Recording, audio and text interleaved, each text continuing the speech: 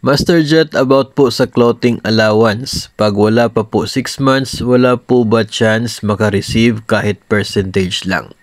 Actually, wala po, no? Kasi hindi po nagbanggit ng proportion na uniform allowance para sa mga below 6 months in service.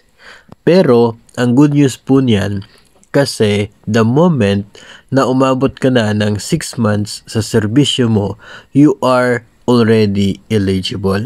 So, ibig sabihin kapag umabot ka na ng 6 months ay pwede ka na mag-process para sa pag-claim ng inyong uniform clothing allowance.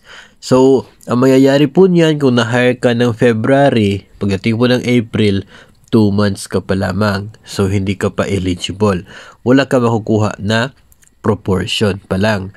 Pero kapag dumating na po yung Agosto, kung kailan ikaw ay nag 6 months na, nagiging eligible ka na. So, by August, pwede ka na mag-process ng claim para sa uniform allowance mo ngayong taong 2024.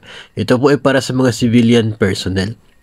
Yun po ang sinasabi ng DBM Budget Circular 2024-1. Ito pong bagong guidelines para sa uniform clothing allowance ng mga civilian personnel ng gobyerno. So, kahit wala ka makuha na proportion during release sa Abril, ay 100% naman yung matatanggap mo kapag umabot ka na ng 6 months sa serbisyo ngayong taon. So, walang problema, no?